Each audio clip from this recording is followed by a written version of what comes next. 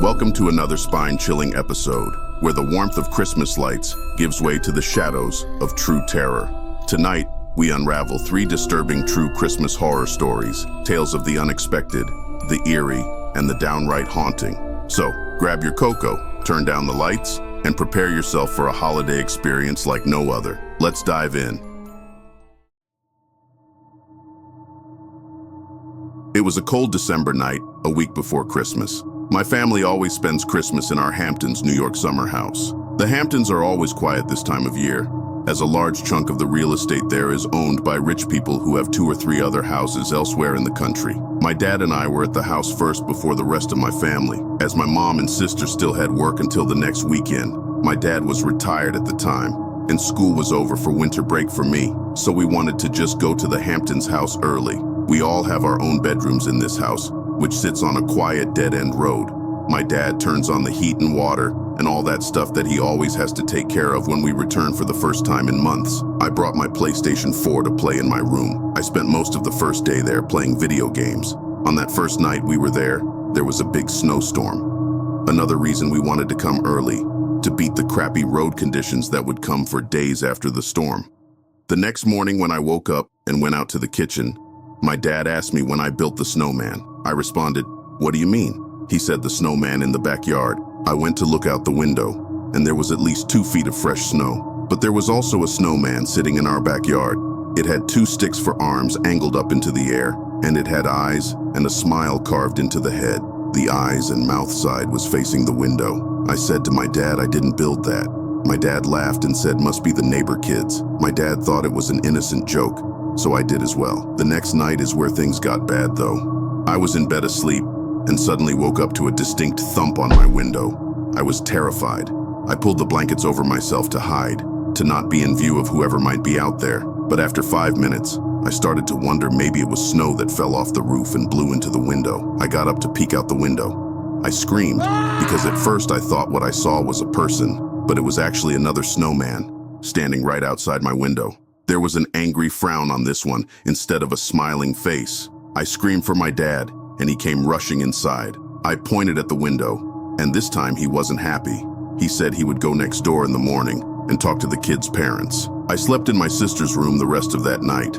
The next morning, my dad went next door and rang the bell, but they weren't home. There were no cars in the driveway. That meant they weren't even in town. That was the only nearby house with kids in it, so this didn't exactly help explain the situation. For 5 or 6 days straight, nothing else happened until Christmas Eve night. The rest of our immediate family, plus all 4 of our grandparents, were now in the house. We were in the living room. This was before dinner, but it was already dark out. Someone knocked on the front door instead of using the doorbell. We weren't expecting any other family. I started to get nervous. My dad went over and asked, "Who is it?" Someone on the other side of the door started saying, "Please let me in. I need help." The door has no peephole or windows, nor are there any windows that would allow us to see who was on the other side of the door. My dad asked what's wrong, and the voice on the other side said, "I have no one to spend Christmas with. Please help me." We all looked at each other now, and my dad yelled to please leave before we call the police. The person on the other side said, "Okay, I'll leave. Please don't call the police." He never opened the door. We instantly tied this to the creepy snowman. We knew it had to be connected, and we were right. On Christmas morning, there was a note taped to our front door. It said, "To the best of my memory, I just wanted to have a little fun. I built the snowman for the boy in the house. I don't have anyone to spend the holiday with hurt, in one way or another. I think whoever left that note on our door and built those 2 snowmen was mentally ill or unstable. It's very unlikely that it was meant to be a joke, considering he came to our front door. I think he was dangerous, and even if he wasn't inherently hostile, the fact that he did what he did is just enough for him to be considered somebody none of us wanted to meet." It was Christmas of 2016. My name is Andre, and at the time, I was 21 years old. Our family was all at our Uncle Joshua's place for the holidays. Well, it was Christmas Eve. My immediate family, plus my cousins and other close family, decided let's go to my uncle and aunt's place in downtown Miami. We come from Connecticut, so we're not used to warm weather around the holidays. It was Friday, the day before Christmas Eve. My brother Nico and I, being young single males and being in Miami, wanted to go out. We were hearing about a bunch of Christmas-themed parties going on at clubs and bars. Nico was 18 at the time, but he had a fake ID, so we figured he'd be all right. We went to this one club on Miami Beach that was having a Christmas-themed event. Mostly everyone online was wearing Santa hats, so it felt festive. But it was all a waste of time because at the front of the line, the bouncer not only told us it would be $100 to get in, but he also called Nico out on his fake ID. So we tried a bar not too far away, and we got into this one. There were some people wearing Santa hats here too.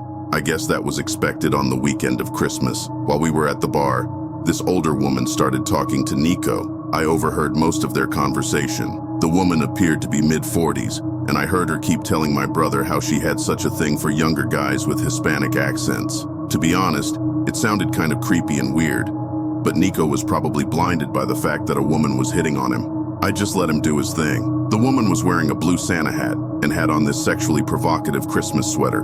The two of them were talking for so long that I ended up making friends with the guy sitting next to me at the bar.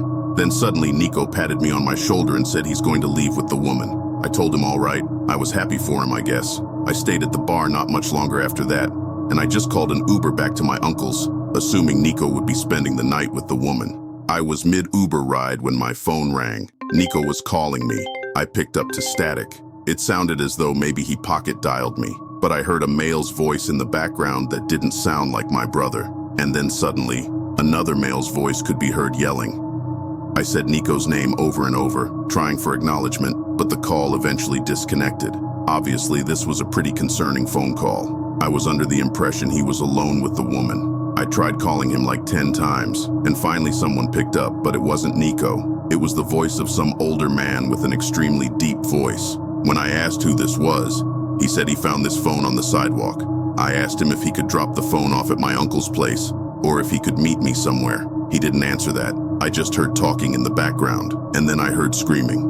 It was Nico's voice in the background, screaming my name, screaming help. Then the call disconnected. I asked the Uber driver to pull over, as I was freaking out trying to call anyone in my family. It was late. No one was picking up. I explained the situation to the driver, and he advised I call the police immediately. That's what I did. The police came to my uncle's place, where I woke my family up, informing them that Nico was in trouble. I had to give my best description of the woman's appearance from the bar and what time he left the bar. Then my dad and I, along with the police, went to the bar that we were at, and it was then that I got a phone call from a random number. It was Nico. He was out of breath, gasping into the phone, explaining that he was kidnapped and barely escaped. He was currently using a stranger's phone. All of us went to Nico's location, which was a sketchy street somewhere in North Miami. When we found him, his face was a bloody mess. He had 2 black eyes, and all of his possessions that he had on him were stolen. After he gave his whole story, he left with the woman who claimed to have called an Uber or Lyft. When the alleged ride arrived at their pickup point, which was in some quiet back alley area, Nico found out once inside the car that it wasn't in fact an Uber, it was a trap. There were 2 men in the car who immediately held him down and threatened to shoot him if he didn't keep quiet. They started to drive for a while, and during this time, one of the men called my number, and they threatened to harm him if he yelled out anything, which he did, and that explained the bloody face and black eyes. They broke his phone, took his wallet, keys, and whatever else was on him. As the car was stopped and he wasn't being held down anymore, he ran for it out of the car. They didn't chase him, the car just sped off and disappeared. He said he believed they were going to kill him and dump his body somewhere if he didn't run. Police apparently were never able to identify the woman who appeared in the video footage from the bar. Nico said none of the men were wearing masks. More of a reason, he thought they'd kill him. This completely ruined the entire holiday weekend, but we were all just happy he was alive. On Christmas night, we were all awoken to Nico's screams in the middle of the night. He was screaming, "She's in the house." I woke him up from whatever nightmare he was having. I have to say though, him screaming "she's in the house" made me think back to her creepy smile and made me sleep with one eye open that night. I bought a small house with my brother George a couple years back. We hosted Christmas the first year we lived in the house, just as a way of getting the family to see the place and getting everyone together for the first time in forever. We don't have the biggest family in the world, so it was the 2 of us, our parents, our aunt and uncle, cousin, and our sister and 2 nephews. Our sister came with our nephews, and her husband first to help us out with the cooking and preparing. We brought Mika along as well. Since they live 2 hours away, they were going to be spending the night at our house. The rest of our family lives under an hour away, so they wouldn't be staying. Not that that house would have much more room for additional people staying over anyway. During our Christmas dinner, at one point we talked about some of the murders that happened in our area recently. Bodies had been found in the woods in our county. It wasn't a topic that we kept going long, as our mom and my sister wanted us to drop it for the sake of the holiday and the kids. After dinner, we all had some wine in the living room with a Christmas movie on in the background as we talked. After a few hours, the family started to slowly leave until it was just my brother and I and my sister, her husband, and her kids. The kids went to bed before us. The four of us stayed up later having more wine. My girlfriend ended up coming over past 10 to spend the rest of the night with me, since all of her family had gone home. Eventually, Christmas night was over, and it was time to go to bed. I woke up to my girlfriend shaking me. The room was still dark. I groggily looked at the clock next to my bed and it said 2-something a.m. I asked my girlfriend what the issue was and she whispered, "Listen." I listened and heard Mika out in the hall growling. I got out of bed and entered the hall to see what was going on. Then I saw that the back door to our house was wide open and a breeze of cold air started to hit me in the face.